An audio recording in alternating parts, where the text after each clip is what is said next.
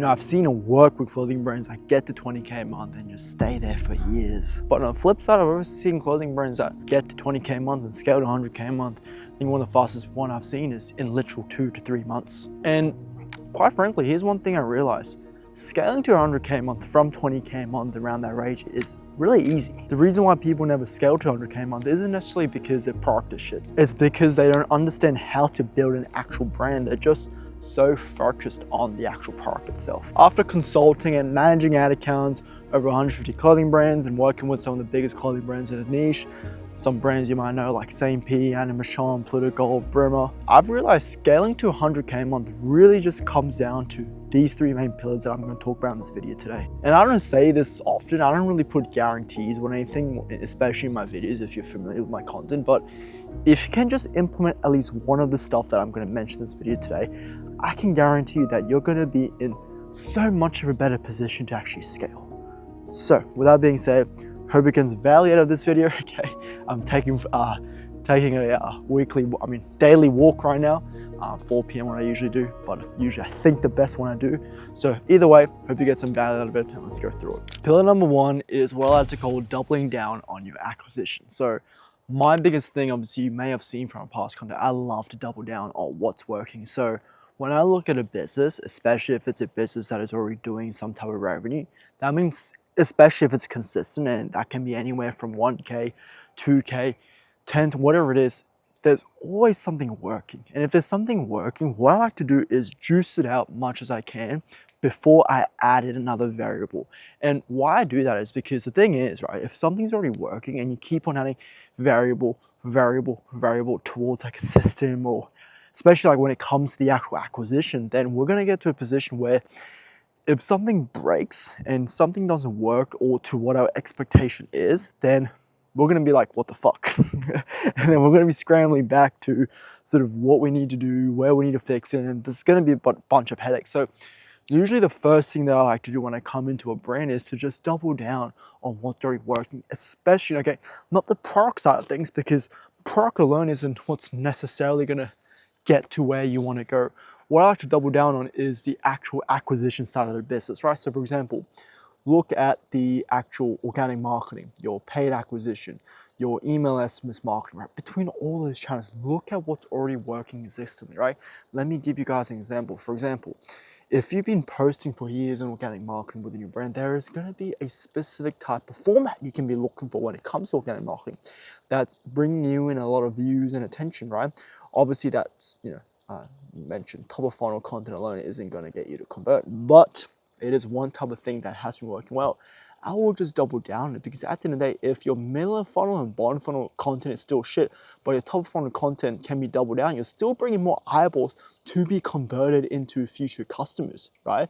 Same thing with ads, right? Before you go into before you go into testing new, creative verticals, increasing your diversification, I mean, for you to just double down on what's already working inside your ad account. Look at the angles in your creatives that's already working. Look at the offers in your creatives offers within your brand that's already working. Look at the creative formats, right? That's already been working, right? Double down on it, okay? And now the question is, Daniel, I know, it's always good to double down on how it's working, but what do you actually mean by doubling down? Let me give you guys an example specifically, okay?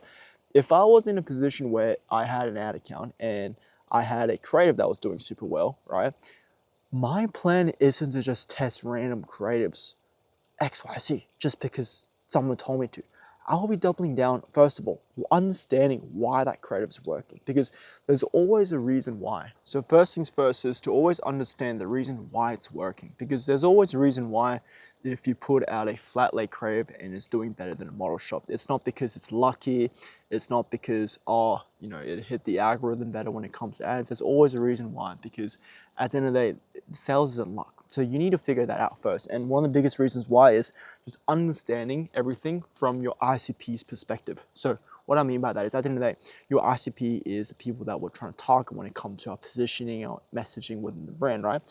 Understand why your ICP can relate to your flat lace most. For example, if I had a streetwear brand and I had an ICP that specifically goes around of, okay, why did my flat lay work better than my actual model shots, right? Maybe it's because my ICP likes the actual product focus more. Maybe there's a specific pattern or design that sticks within my product stack is performing better than lifestyle shots, right? You need to be able to think and have these thought process to make iterations to what's already working. So in my mind, if I came to a conclusion of where my ad creatives or flat lay was doing well because there's a specific design, a specific pattern within my product that was predominantly outperforming, then that's the aspect that I'm going to double down on in particular, right? If there's a UGC content organic side of things that's doing well, right, then that's the side that I'm going to double down on.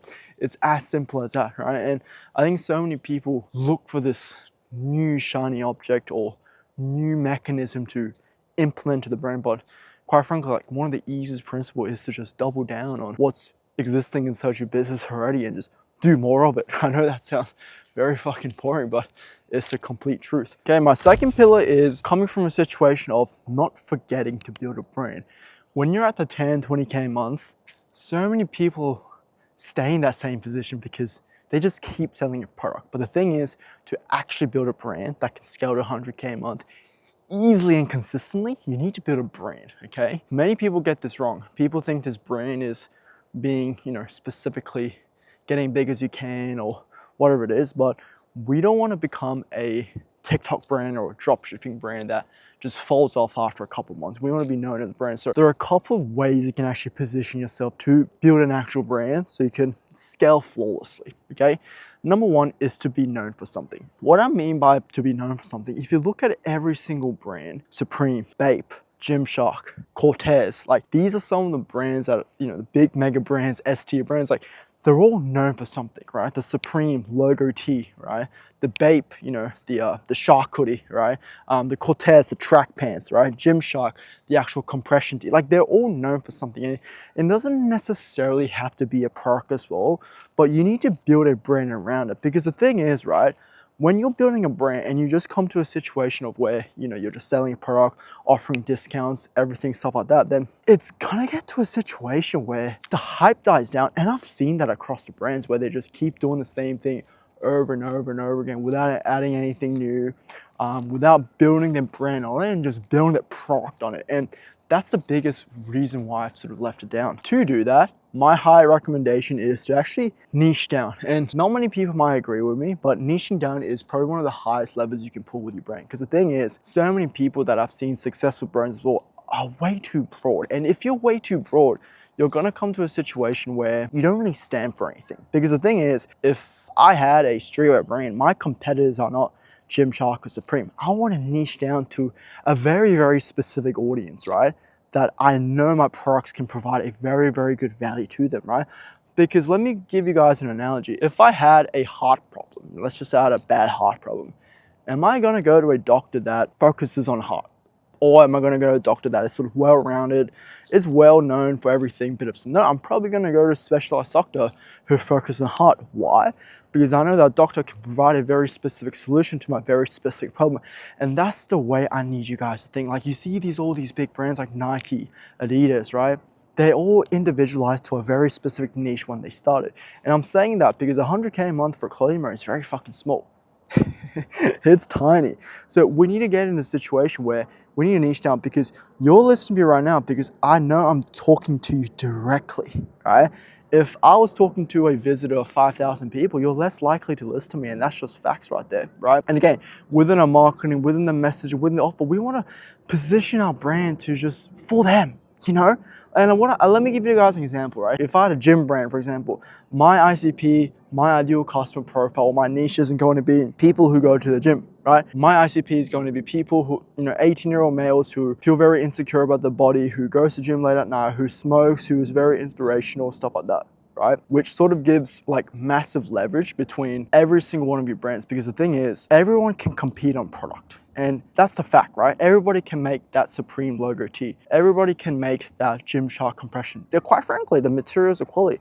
But the problem is you can scale your brand 20K a month by doing that, by providing a very good product. But the problem is once scaling, especially to the consistent numbers, right? You need to create a brand, because if you create a brand, especially with attached niche value and a unique messaging to it, no one can compete with you in that aspect. Nobody can. Like I can create a brand just like Supreme, but it's not going to hit like Supreme because it's not going to have the same branding features as it. So that's a highly recommendation what I would do and focus on. Two things when it comes to branding as well is find your unique mechanism. And what I mean by that is if you just copy what other people are doing when it comes to their content, when it comes to their making trends, you're just diluting your brand. All the winning brands, all the successful brands, all the brands that you wear, that I wear, they're all unique mechanisms and outliers of what it actually becomes within the industry. That's why they've succeeded, right? So when you're building a unique mechanism, right, it can be anything, right? You're the type of content, the type of voice that you have in the brand, the type of product, right? The type of, you can even be known for a product individually, right? The type of founder that's associated with the brand. And a unique mechanism, quite frankly, can be anything. But that is one thing that you need to build within your brand to actually support that. Because without it, again, we're just going to be competing on product. And that's not a very good situation to be. Okay, my last pointer is if you're doing anywhere around 10, 20K a month and you're not tapped into UGC space, number one, you're dumb. And number two, you're dumb. And number three, what are you doing, right? Because UGC is probably one of the biggest levers you can personally pull for your clothing brand that can literally take your 20K a month clothing brand to 100K a month overnight. But so many people get this wrong. People think they need to pay thousands of dollars to actually associate their brand to UGC, get people with million followers on Instagram. But no, the thing is, I don't know where you guys fucking get this information from. Like, I have never seen a clothing brand, a client of mine at least, pay someone with 1 million followers on Instagram and get anything fucking out of it. That's not it, right? So I'm just gonna spill you the whole fucking secret because none of you guys know how to do it, and I've done my research on YouTube and it looks like nobody knows fucking what they're fucking talking about, okay? The reason why UGC is so powerful, it's why it's called brand association, right? Like a very simple terminology, right? Let's just say I had a new basketball brand, right? And then I want to be known as, so my ICP is basketball. I'm all about quality. I sell to professional basketball players because my shoe is that advanced, right? And I get LeBron James to be associated with my brand. That perceived value already goes up. So UGC isn't about getting attention.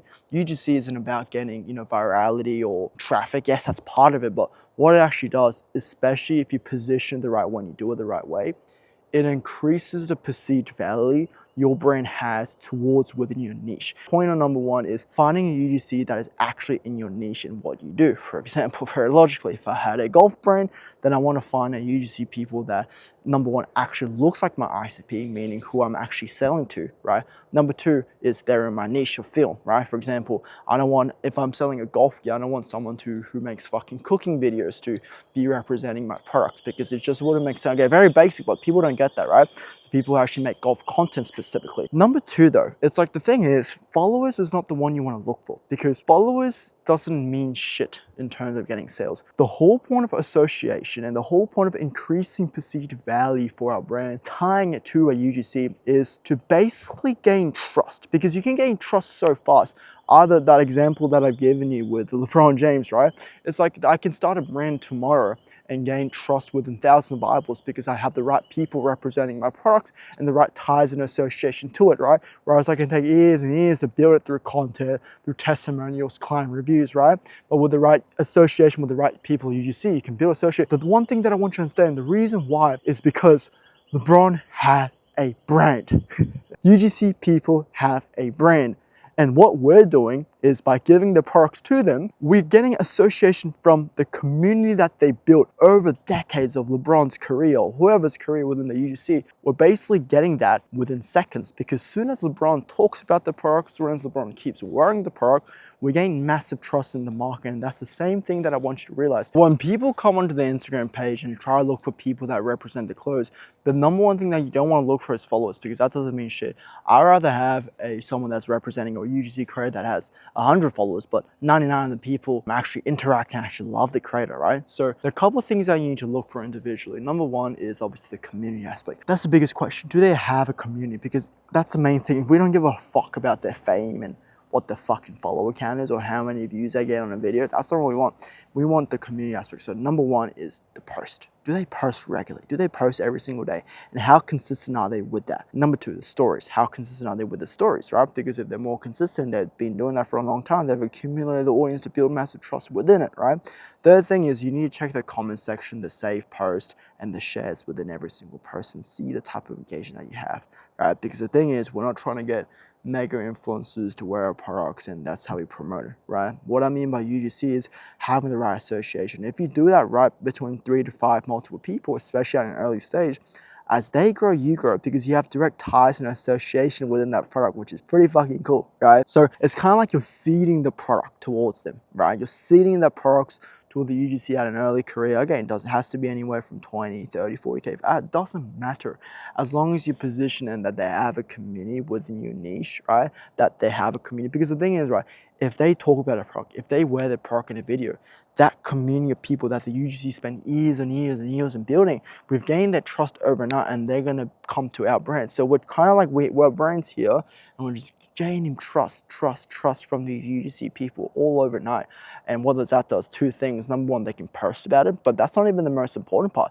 Again, I really wouldn't care. I say this to my clients, it doesn't matter if they don't even post about us. It doesn't matter. Number two is the content assets, because as they grow, right? Imagine I get Cristiano Ronaldo when he was 13 years old to wear my product, and I have that content asset forever, right? We have a client, right? We use it in UGC for the same type of piece of content for a year and a half now. We're running ads on it. It's so fucking powerful. And obviously we can go more into diversification, how to actually structure the content, all that, but that's a story for another time. But if you're not tapped into UGC, especially what I sort of mentioned, you are missing out on a whole lot of money, and it just shows me that you want to scale to 100K. I'm joking, but that's the way you do it, and that's the way how I would position the brand. Now, just hope you guys got some value out of it either way. Take you guys around walk just to clear my mind on what I had in my mind, right? If you have any questions, feel free to give me a DM on Instagram, okay? I'm happy to answer any questions you have specifically. Now, if you're a clothing brand that is stuck particularly and you don't really know your bottleneck, or you know your specific bottleneck and you've hit a revenue ceiling, feel free to hop on a call with me, right? Book a call down below. I'll put the link below, okay? Either way, we can find your bottleneck. Either way, what direction you go to, love to connect and build it with you. But yeah, with that being said, hope you got some value. And I always say, if you don't take anything and implement it, then you just wasted 20 minutes of this, if your valuable time watching this video.